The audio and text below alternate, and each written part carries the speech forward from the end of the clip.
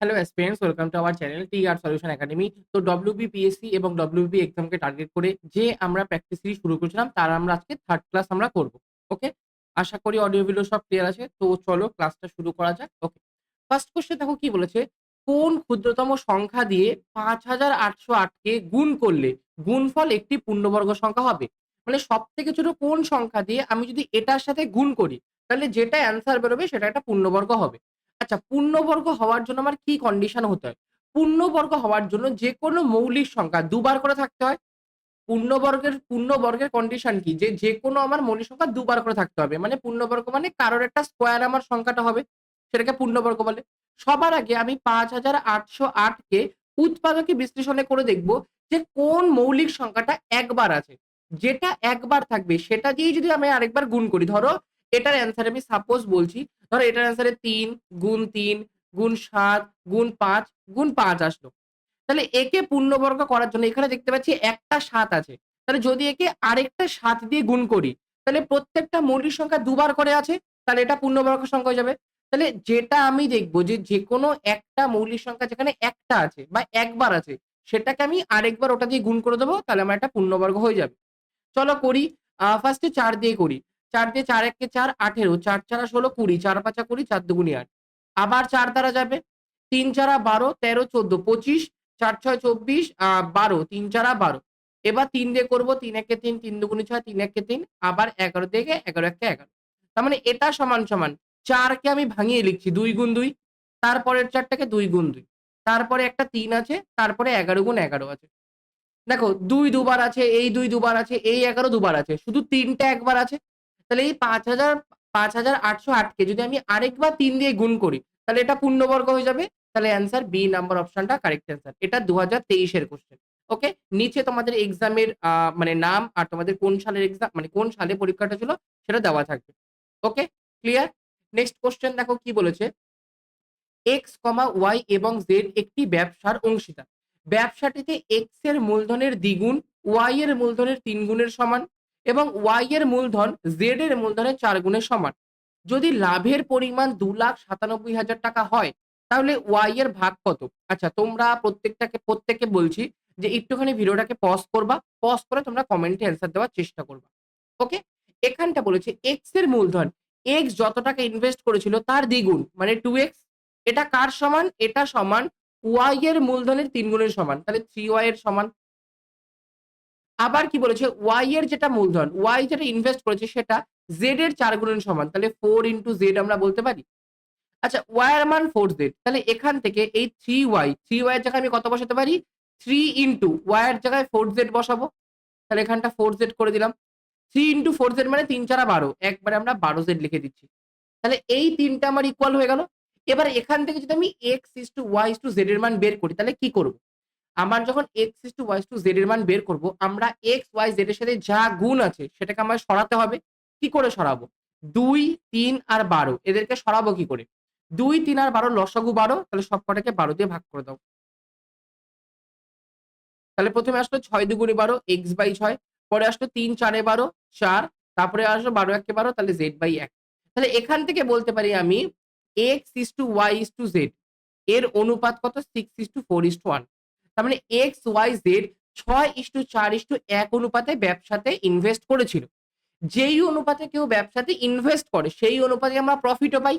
তাহলে x, y, z ৬:৪:১ অনুপাতেই profit পেয়েছে। আচ্ছা, যদি ধরে নিই X ৬ ইউনিট টাকা প্রফিট পেয়েছে, Y ৪ ইউনিট টাকা প্রফিট পেয়েছে, Z ১ ইউনিট টাকা প্রফিট পেয়েছে। তাহলে ৩ জনে মিলে মোট টাকা প্রফিট পেয়েছে? ৬ আর ৪ এ ১০ আর ১ এ ১১ ইউনিট টাকা প্রফিট পেয়েছে। আর কোয়েশ্চেন এ বলেছে ৩ জনে মোট ২,৯৭,০০০ টাকা লাভ করে। তাহলে এই ১১ ইউনিটের ভ্যালু ২,৯৭,০০০ টাকা। তাহলে ১ ইউনিটের ভ্যালু কত? ২,৯৭,০০০ কে ১১ দিয়ে ভাগ করো। ১১ দুগুণে ২২, ৭ ১১ ৭৭, ২৭,০০০ টাকা। এবার বলেছে তাহলে Y এর ভাগ কত? Y ক টাকা পেয়েছে? Y ৪ ইউনিট টাকা প্রফিট পেয়েছে। তাহলে ৪ এর ভাগ কত? ০, ০, ০, ৪ ৭ ২৮, ২, ৪ দুগুণে ৮, ৯ ১০। তাহলে ১,০৮,০০০ টাকা Y পাবে মানে বি অপশনটা কারেক্ট অ্যান্সার। ঠিক আছে? আচ্ছা, এখানটা একটুখানি সরিয়ে দিই ফেসটা তাহলে হয়তো বুঝতে সুবিধা হবে। এবার ক্লিয়ার আছে? ওকে? চলো নেক্সট কোয়েশ্চেন। নেক্সট কোয়েশ্চেন কি বলেছে দেখো, সিমন এবং অনিক তাদের আয়ের যথাক্রমে 25% এবং 40% সঞ্চয় করে। যদি তাদের খরচ সমান থাকে তবে সিমন ও অনিকের আয়ের অনুপাত কত? আচ্ছা, সিমন আর অনিকের আয়, সিমনের আয় ধরছি এস টাকা, অনিকের আয় ধরছি এ টাকা। আচ্ছা, সিমন 25% টাকা সঞ্চয় করে। 100% টাকার মধ্যে 25% টাকা সঞ্চয় করছে। তাহলে সিমন কত টাকা ব্যয় করছে? টোটাল আয়ের 75% টাকা ব্যয় করছে। তাহলে সিমনের আয় এস টাকা ধরেছিলাম, তার 75% তার খরচ। এটা কার সমান বলেছে? এটা অনিকের খরচের সমান। অনিক আমার এ টাকা আয় করে। অনিক আমার এ টাকা আয় করে। তার মধ্যে 40% টাকা সঞ্চয় করছে। যদি 40% টাকা সঞ্চয় করে তাহলে ব্যয় কত করবে? বাকি 60% টাকা ব্যয় করবে। তাহলে অনিকের ব্যয় হচ্ছে অনিক ইনটু 60%। ওকে?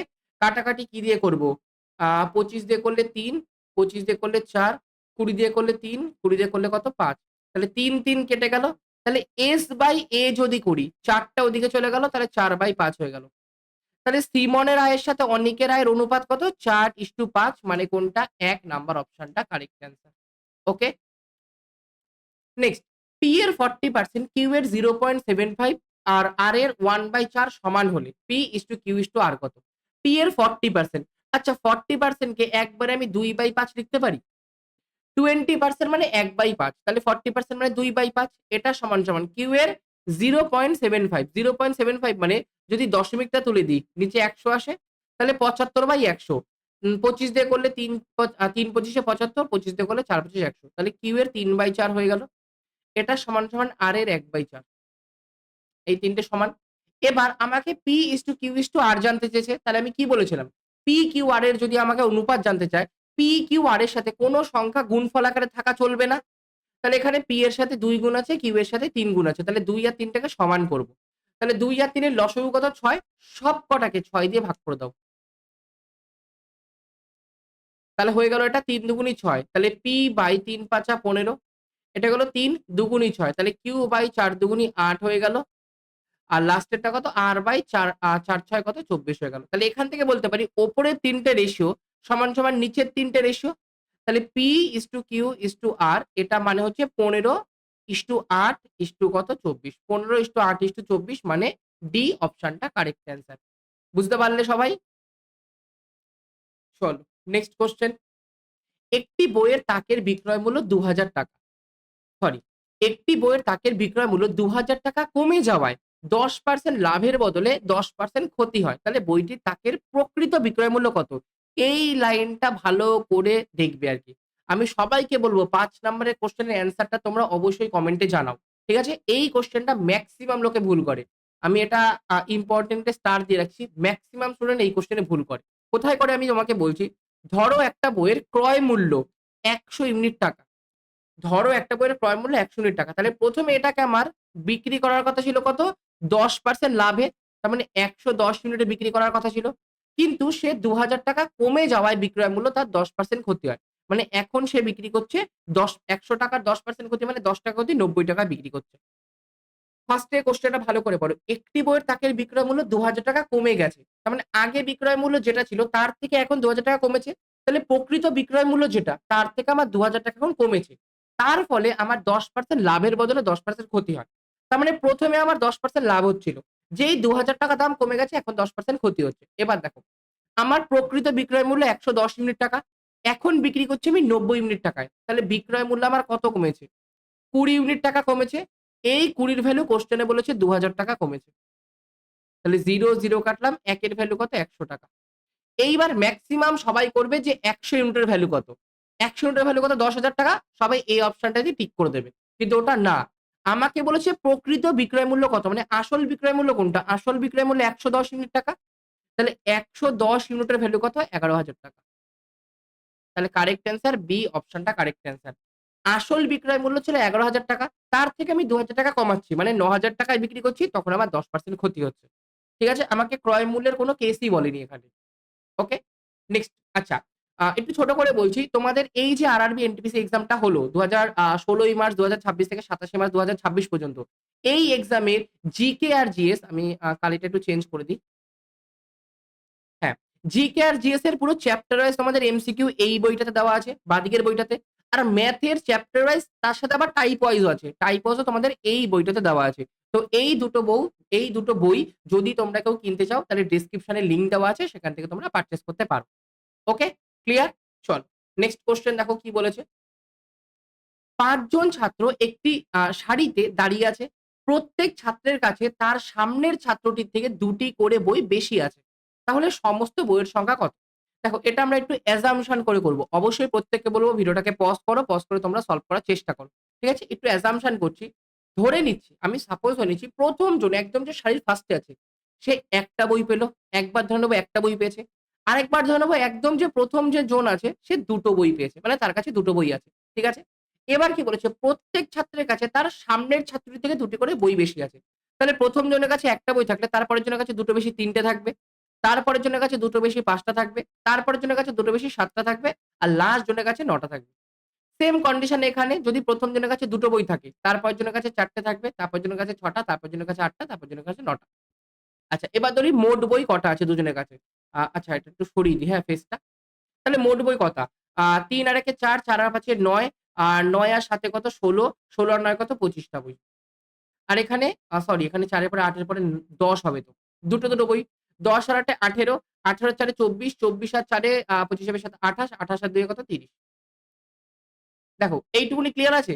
যদি ১ম জনের কাছে একটা বই থাকে তাহলে তারপরের জনের কাছে ৩ টে থাকবে, তারপরের জনের কাছে ৫ টা থাকবে, তারপরের জনের কাছে ৭ টা থাকবে, তারপরের জনের কাছে ৯ টা থাকবে।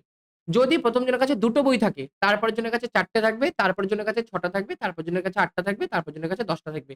ক্লিয়ার এইটুকুনি? ওকে? এইবার কথা। আমি তো জানি না যে ১ম জনের কাছে কটা বই আছে। হতে পারে ১ম জনের কাছে বিজোড় সংখ্যক বই আছে মানে একটা বই। আবার হতে পারে ১ম জনের কাছে ইভেন মানে জোড় সংখ্যক বই আছে। যদি ১ম জনের কাছে বিজোড় সংখ্যক বই হয় তাহলে সমস্ত বইয়ের সংখ্যা যেটা সেটা আমার বিজোড় হবে। যদি ১ম জনের কাছে জোড় সংখ্যায় বই হয় তাহলে সমস্ত বইয়ের সংখ্যা আমার জোড় হবে। তাহলে অ্যান্সার সমস্ত বইয়ের সংখ্যা জোড়ও হতে পারে আবার বিজোড়ও হতে পারে। ঠিক আছে? সি অপশনটা আমাদের কারেক্ট অ্যান্সার। ওকে? চলো নেক্সট কোয়েশ্চেন। একটি অর্থমূল্য সমপরিমাণ সরল সুদের হারে ৫ বছরে ৳৯,৮০০ এবং ৮ বছরে ৳১২,০০৫ হয়। তাহলে বাৎসরিক সুদের হার কত? মানে ১ বছরে ক টাকা সুদ পাচ্ছে? আচ্ছা একটা টাকা ৮ বছরে ৳১২,০০৫ য় পরিণত হচ্ছে। এর মধ্যে কি আছে? প্রিন্সিপাল আছে প্লাস ৮ বছরের ইন্টারেস্ট আছে। আবার সেম আমার টাকা, সেম প্রিন্সিপাল ৫ বছরে আমার ৳৯,৮০০ য় পরিণত হচ্ছে। এর মধ্যেও আমার প্রিন্সিপাল আছে প্লাস ৫ বছরের ইন্টারেস্ট আছে। যদি আমি এটা থেকে এটা মাইনাস করি, তাহলে কি দেখো ডান দিকের এটা থেকে এটা যদি মাইনাস করি তাহলে কি হবে? পি কেটে যাবে। ৮ বছরের ইন্টারেস্ট থেকে ৫ বছরের ইন্টারেস্ট বাদ দিলে আমার ৩ বছরের ইন্টারেস্ট পড়ে থাকবে। তাহলে ৩ বছরের ইন্টারেস্ট আমার কত হবে? ৫, ০, ২ আর এটা হচ্ছে গিয়ে ২। ৳২,২০৫ তাহলে ১ বছরের ইন্টারেস্ট কত? ৩ দিয়ে ভাগ করো ৩ ৭ ২১, ৩ ৩ নয়, ৩ ৫ ১৫, ৳৭৩৫। এবার তোমরা ৫ বছরের ইন্টারেস্টও বের করতে পারো। ৮ বছরের ইন্টারেস্টও বের করতে পারো। এই ৫ বছরের ইন্টারেস্টও বের করতে পারো, ৮ বছরের ইন্টারেস্টও বের করতে পারো। যেকোনো একটা ইন্টারেস্ট বের করব। আমি যদি সুদটা পেয়ে যাই, সেটা যদি অ্যামাউন্ট এটা ৮ বছরের ১২,০০০ যে ৳৫ সেটা অ্যামাউন্ট। আবার ৳৯,৮০০ এটাও ৫ বছরের অ্যামাউন্ট। ৫ বছরের অ্যামাউন্ট থেকে যদি ৫ বছরের সুদটা মাইনাস করি, তাহলে আমি কি প্রিন্সিপাল পাবো। চলো ৫ বছরের ইন্টারেস্ট বের করি। কত? ৫ ৫ ২৫, ২, ৩ ৫ ১৫, ১৬ ১৭, ১, ৫ ৭ ৩৫, ৩৬, ৳৩,৬৭৫। ৫ বছরের অ্যামাউন্ট ৳৯,৮০০ আর ৫ বছরের সুদ ৳৩,৬৭৫। তাহলে অ্যামাউন্ট থেকে যদি সুদটা মাইনাস করি তাহলে আমি কি পাবো? ইন্টারেস্ট পাবো। কত? ৫, এটা ৮ মানে ২, এটা ৭ মানে ১, এটা ৬। ৳৬,১২৫ আমার প্রিন্সিপাল। এই প্রিন্সিপালের মধ্যে ১ বছরে আমি ৳৭৩৫ সুদ পাচ্ছি। ৳৬,১২৫ র মধ্যে ৳৭৩৫ আমি সুদ পাচ্ছি ১ বছরে। তাহলে বার্ষিক সুদের হার কত? ৭৩৫/৬,১২৫ ইন্টু 100%। ৫ দিয়ে ৫ কুড়ি ১০০, ৫ দিয়ে ৫ বারং ৬০, ৫ দুগুণে ১০, ৫ পাঁচা ২৫। ৫ দিয়ে ৪ ৩ ৫ দিয়ে ৫ দুগুণে ১০, ৪ পাঁচা ২০, ৫ পাঁচা ২৫, ৫ দিয়ে ৪ পাঁচা ২০। ২৪৫ কে যদি ৩ দিয়ে গুণ করি, ৩ পাঁচা ১৫, ১, ৩ চার ১২, ১৩, ৩ হাতে ১, ৩ দুগুণে ৬ ৭। তাহলে এটা পুরোটা ৩ বারে কেটে যায়। তাহলে অ্যান্সার ৩ ৪ 12%। তাহলে বার্ষিক সরল সুদের হার আমার 12%। মানে কোনটা? বি অপশনটা কারেক্ট অ্যান্সার। ওকে? চলো নেক্সট কোয়েশ্চেন।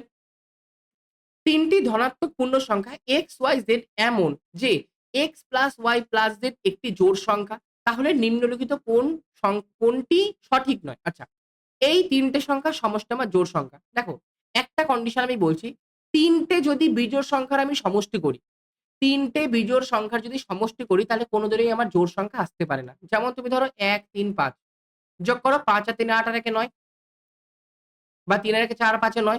৩ টে বিজোড় সংখ্যাকে যোগ করলে কোনদিনও আমার জোড় সংখ্যা আসা সম্ভব নয়। তাহলে দেখো অপশনে কি আছে? সবকটি সংখ্যাই বিজোড় সংখ্যা হতে পারে। এটাই আমাদের হবে না, তাহলে এটাই কারেক্ট অ্যান্সার। আমাকে বলেছে নিচের কোনটি আমার সঠিক নয়? তাহলে ১ম টাই সঠিক নয়। ২ নাম্বার অপশনে সবকটা সংখ্যাই জোড় সংখ্যা, এটা হতে পারে। ধরো ২ আছে, ৪ আছে, ৬ আছে। তাহলে ৬ আর ৪ এ ১০ আর ২ ১২ জোড় হলো, তাহলে হতে পারে। এবার ৩ নাম্বারে x আর y বিজোড় হতে পারে। আচ্ছা, x আর y ধরো বিজোড় ১ আর ৩। আর z টা ধরো জোড়, z টা ধরো ৪। তাহলে ৪ আর ৩ এ ৭ আর ১ ৮ জোড় হচ্ছে, তাহলে এটাও হতে পারে। আর লাস্টেরটা শুধু নাম্বারটা চেঞ্জ করেছে। এখানে x আর y বিজোড় বলেছে, এখানে y আর z বিজোড় বলেছে। দুটো বিজোড় সংখ্যা আছে, যোগ করলে জোড় হবে, তার সাথে একটা জোড় করলে জোড়ই হবে। তাহলে কারেক্ট অ্যান্সার কোনটা? ১ নাম্বার অপশন, যেটা কোনদিনও হতে পারে না। ঠিক আছে? নেক্সট, একটি পুকুরে পদ্ম ফুলের সংখ্যা পরের দিন দ্বিগুণ হয়ে যায়। যদি ১৫ দিনে পুকুরটি অর্ধেক ভর্তি হয় তাহলে কত দিনে সম্পূর্ণ পুকুরটি পদ্ম ফুলের দ্বারা ভর্তি হবে? এটাও তোমাদের ক্লার্কশিপেরই কোয়েশ্চেন, কিন্তু মনে রাখবে এগুলো প্রত্যেকটা কিন্তু প্রিভিয়াস ইয়ারের কোয়েশ্চেন। আমরা নিজে থেকে কোনো কোয়েশ্চেন এখানে এড করিনি। ওকে? এটা মাথায় রেখে করবে। দেখো, প্রত্যেকদিন পুকুরে পদ্ম ফুলের সংখ্যা ডবল হচ্ছে। মানে আজকে ধরো ৫ টা আছে, কালকে ১০ টা হবে, তারপরের দিন ২০ টা হবে, তারপরের দিন ৪০ টা হবে। ওকে? তাহলে ১৫ দিনে পুকুরটি অর্ধেক ভর্তি হয়েছে। একটা পুকুর আছে, তার অর্ধেক আমার ভর্তি হয়েছে কত? ১৫ দিনে। তাহলে এর পরের দিন ফুলের সংখ্যা ডবল হবে। তাহলে অর্ধেক আছে, এর পরের দিনই সম্পূর্ণ ভরে যাবে। তাহলে অ্যান্সার ১৬ দিনে পুকুরটি সম্পূর্ণ ভরবে। মানে এ অপশনটা কারেক্ট অ্যান্সার। কেউ আবার ৩০ করে দিও না। যে ১৫ দিনে অর্ধেক হয়েছে, ১৫ দিনে আর ১৫ দিনে অর্ধেক হবে ৩০ দিনে। এটা কিন্তু না। ১৫ দিনে অর্ধেক হয়েছে, তারপরের দিনে কি? ডবল হবে। ফুলের সংখ্যা দ্বিগুণ হয়ে যাবে। তাহলে দ্বিগুণ হয়ে যাবে, পুকুরটাতে ভরে যাবে আরকি। ওকে? নেক্সট। আচ্ছা, ২ টি স্টেশন X এবং Y এর দূরত্ব ৪৬৫ কিলোমিটার। একটি ট্রেন সকাল ১০ টায় X থেকে Y এর অভিমুখে ৬৫ কিমি/ঘন্টা গতিবেগে যাত্রা শুরু করল এবং আরেকটি ট্রেন সকাল ১১ টায় Y থেকে X এর অভিমুখে ৩৫ কিমি/ঘন্টা গতিবেগে যাত্রা শুরু করল। কটার সময় ২ টি ট্রেন মিলিত হবে? আচ্ছা, X থেকে Y আছে, X আর Y। মধ্যবর্তী দূরত্ব ৪৬৫ কিলোমিটার, তাই তো? আ একজন যাচ্ছে ৬৫ কিলোমিটার/ঘন্টা গতিবেগে এদিকে ১০ টার সময় যাত্রা শুরু করেছে। আরেকজন ৩৫ কিলোমিটার/ঘন্টা গতিবেগে এদিকে আসছে ১১ টার সময় যাত্রা শুরু করেছে। তাই তো কন্ডিশন? ৩৫ টা ১১ আর ৬৫ টা ১০ টা। এবার দেখো, আমাকে সবসময় দুটো টাইমটাকে ফিক্স আনতে হয়। দুটো টাইমকে আমার ফিক্স আনতে হবে। তাহলে এখানটা এ ১০ টায় জার্নি শুরু করেছে আর এ ১১ টায় জার্নি শুরু করেছে। তাহলে যে পরে শুরু করবে তার টাইমে দুটোকে আমি কনস্ট্যান্ট আনবো। তাহলে ১১ টার সময় এখন দেখো, এখন তাদের মধ্যবর্তী দূরত্ব কত? ৪৬৫ কিলোমিটার। কিন্তু X এর থেকে যে Y তে যাচ্ছে সে ৬৫ কিমি/ঘন্টা গতিবেগে চালাচ্ছে। সে ১০ টায় যাত্রা শুরু করেছে। তাহলে ১১ টার সময় ১ ঘন্টায় কতটা আসবে? ১ ঘন্টায় সে ৬৫ কিলোমিটার আসবে। ধরো ১১ টার সময় সে এখানটায় এসছে। এখন কটা বাজে? ১১ টা বাজে। X আমার এখানটায় এসছে। ঠিক আছে? এখন এদের মধ্যবর্তী দূরত্ব কত? ৪৬৫ থেকে ৬৫ মাইনাস করো ৪০০ কিলোমিটার। এখন তাদের মধ্যবর্তী দূরত্ব কত? ৪০০ কিলোমিটার। ঠিক আছে? এই ৪০০ কিলোমিটার তারা অতিক্রম করবে। তারা মিলিত হবে মানে কি? ধরো X ও আমার এখানটায় এসেছে, আবার Y ও ধরো আমার এখানটায় এসছে। তাহলে দুজনে মিলে মোট ৪০০ কিলোমিটার কভার করবে। যখন দুজনে মিলে মোট ৪০০ কিলোমিটার কভার করবে তখন তারা মিলিত হবে। এবার দুজনে মিলে ১ ঘন্টায় কত কিলোমিটার কভার করে? X এদিক থেকে এদিকে ৬৫ কিলোমিটার আসছে, Y এদিক থেকে এদিকে ৩৫ কিলোমিটার আসছে। তাহলে ১ ঘন্টায় তারা মিলে কত কিলোমিটার কভার করে? ৬৫ প্লাস ৩৫ যোগ করলে ১০০ কিলোমিটার। তাহলে ১ ঘন্টায় তারা ১০০ কিলোমিটার কভার করে। তাহলে ৪০০ কিলোমিটার কভার করতে তার কত সময় লাগবে? ৪ ঘন্টা সময় লাগবে। অথবা ঘুরিয়ে যদি এটা ভাবো তুমি যে তারা কখন মিলিত হবে? যখন তাদের মধ্যবর্তী দূরত্ব ০ হবে। ১ ঘন্টায় তাদের মধ্যবর্তী দূরত্ব ১০০ কিলোমিটার করে কমছে। তাহলে ৪০০ কিলোমিটার কমার জন্য কত সময় লাগবে? ৪ ঘন্টা সময় লাগবে।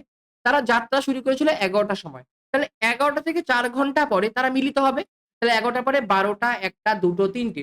দুপুর ৩ টের সময় তারা মিলিত হবে। মানে ডি অপশনটা কারেক্ট অ্যান্সার। ওকে? ক্লিয়ার? আশা করি ক্লাসটা তোমাদের ভালো লেগেছে। যদি ক্লাসটা তোমাদের ভালো লেগে থাকে অবশ্যই বলব ক্লাসটাকে একটুখানি লাইক করে দিও। চ্যানেলে যদি তোমরা ১ম বার হয়ে থাকো তাহলে চ্যানেলটাকে একটুখানি সাবস্ক্রাইব করে দিও। ঠিক আছে? আর ক্লাসটা কেমন লাগলো অবশ্যই তোমাদের একটুখানি ফিডব্যাক জানাবে। Okay? Thank you. Keep learning, keep watching. Have a great day. By.